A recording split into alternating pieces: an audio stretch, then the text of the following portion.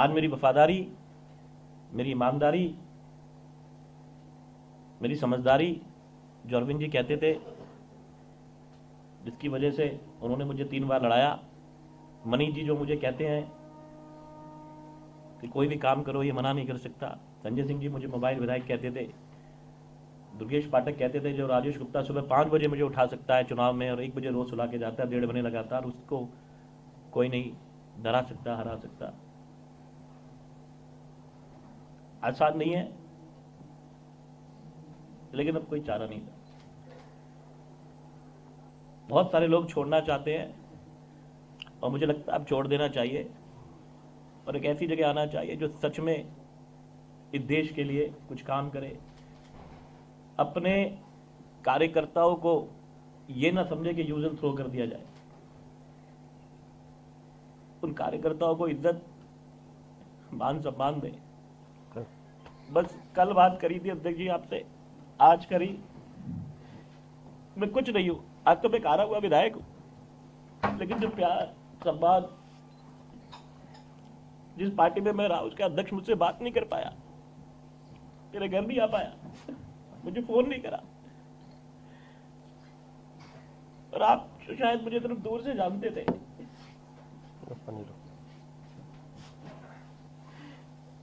अरविंद जी, आपको सोचना पड़ेगा लोग आपको छोड़ के क्यों जा रहे हैं। जिस आदमी को आपने टिकट दी वो अपने जन्मदिन टैट लगा लगा के मना रहा था जब आपके बच्चे परेशान थे। तब मैंने अपने बच्चों के जन्मदिन नहीं मनाए, तब मैंने अपनी सैलरी एक अखाड़े में दान कर दी।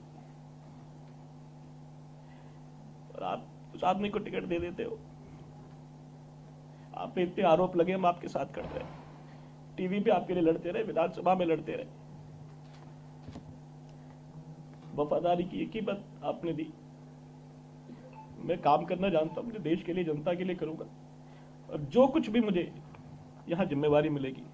मैंने अध्यक्ष जी से कोई पद नहीं मांगा, कोई कमिटमेंट नहीं मांगी। काम बस मैं काम करना चाहता हूं अपने देश के लिए, अपनी जनता के लिए। और ये विश्वास दिलाता हूं कि आपको कभी इस बात का दुख नहीं होगा। प्रवीण जी, जय भारत, जय हिंद। पानी लीजिए। एक बार पुनः मैं राजेश जी का भारतीय जनता पार्टी परिवार में स्वागत करता हूं। देखिए, भाजपा में इसलिए आया क्योंकि यहाँ पे एक छोटे से छोटे कार्यकर्ता की इज्जत है। वो कार्यकर्ता कल का मुख्यमंत्री, कल का प्रधानमंत्री भी बन सकता है। जिस पार्टी में मैं रहा, मैं छोड़ना नहीं चाहता था। मैं बार बार कह रहा हूँ, मैंने नहीं छोड़ी, उन्होंने मुझे मजबूर करा है। इतने बड़े बड़े पदों पे रहा, कभी कोई इल्ज़ाम नहीं आने दिया, इज्जत और मान सम्मान पार्टी का बढ़ाया, पार्टी को टीवी पे डिफेंड करा, विधानसभा में सवाल लगाए, दिल्ली में सबसे ज़्यादा सवाल लगाने वाले विधायकों में रहा, और रिकॉर्ड है ये। लेकिन जिस आदमी को खुद अरविंद जी ने कह के हटाया, उसकी ऑडियो क्लिप भेजी सीबीआई में कि मटिया महल के अंदर से जो विधायक थे और हमारे मंत्री थे कि ये करप्शन कर रहे हैं, और उसको उन्होंने दोबारा शामिल करा लिया 3 दिन पहले। 3 सी की बात करने वाली पार्टी क्राइम, करप्शन और कैरेक्टर पे कि एक में भी कुछ कमी होगी तो हम साथ नहीं देंगे, टिकट तो दूर की बात है।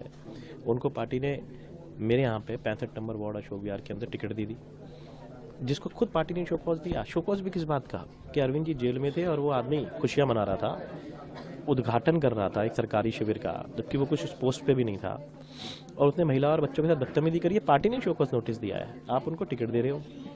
क्या मजबूरियाँ हैं आपकी ऐसी? और आप उस उपाध्यक्ष से, मैं दिल्ली का उपाध्यक्ष भी हूँ, वहाँ से आपके अध्यक्ष बात भी नहीं कर सकते कि क्या मजबूरियाँ हैं आपकी। तो आज पार्टी और देश में से एक को चुनना था। मैं नहीं छोड़ना चाहता था। मेरे बहुत दोस्त, बहुत साथी वहाँ हैं जिनके साथ मैंने बहुत साल बिताए हैं। बहुत लोगों का प्यार मुझे मिला है। मुझे बहुत बड़ी बड़ी उपाधियाँ मेरी पार्टी के बड़े नेताओं ने दी है। कोई संजय सिंह जी मुझे मोबाइल विधायक कहते थे, मनीष जी मुझे कहते थे कि इस आदमी के मुझसे ना ही नहीं है, काम में मुझे एक ही आदमी जो काम में हरा सकता है ये हरा सकता है। अरविंद जी मुझे कितनी बार पता नहीं एक्सीलेंट बोले हैं। आतिशी जी मुझे जिंदाबाद बोलती थी। दुर्गेश पाठक कहते थे कि सुबह 5 बजे मुझे मेरे चुनाव में उठाता था और 1:30 बजे सुला के आता था। ये आदमी इतना मेहनती है, लेकिन उस आदमी की वैल्यू आपने करी नहीं। तो ठीक है, मुझे तो काम करना है। मैंने कुछ मांगा नहीं, आपके सामने मैंने बोला, और मुझे उम्मीद है कि जो भी काम मुझे मिलेगा मैं तो काम करने वाला हूँ, उसे करने की कोशिश करूँगा। और पार्टी और देश में से एक को चुनना था। देश को चुना क्योंकि मैं जानता हूँ कि 134 काउंसिल में पार्टी को जीत के दिए गए थे, आज 90 भी नहीं बचे, सब छोड़ छोड़ के भाग गए। क्यों भाग गए? क्योंकि वो काम ही नहीं कर पा रहे। अगर 12 में से एक भी सीट आ गई तो आप फिर कहोगे कि प्रधानमंत्री नहीं पैसे दे रहे, एलजी साहब नहीं करने दे रहे, मुख्यमंत्री नहीं दे रही और मेयर साहब नहीं दे रहे, तो क्या फ़ायदा है आपको जिताने का? और उन झुग्गियों को आप क्या दोगे जिनसे आप वोट मांग रहे हो? टूटी तो आप खुश हुए कि अब हमको वोट मिलेगा, क्या आप उनको मकान प्लॉट दे पाओगे? वो तो मोदी जी ने दिए हैं जलियांवाला बाग में, आप तो नहीं दे पाओगे। तो आप तो उनके दुख में खुश हो, तो मैं क्या करूं? मेरे पास में कोई चारा था नहीं, तो मैंने आदेश को चुना। लेकिन क्योंकि कल 12 सीटों पर बाई इलेक्शन है, तो सवाल मेरा फिर भी वही है कि स्थिति कहाँ पाते हैं अगर आम आदमी पार्टी की भी हम बात करें? नहीं, मुझे लगता है जनता बहुत समझदार है। जैसे मैंने आपको बताया कि वो जानती है कि एक भी सीट जिताई तो काम तो ये करेंगे नहीं, ये शोर मचाते रहेंगे कि हमको ये नहीं मिल रहा, वो नहीं मिल रहा। कोई कोऑर्डिनेशन तो बनाने की कभी बात होती ही नहीं, झगड़े की बात होती है। तो जनता अभी 6 महीने पहले तक भुगत चुकी है इनको, मुझे लगता नहीं कि ऐसा कोई मौका देगी।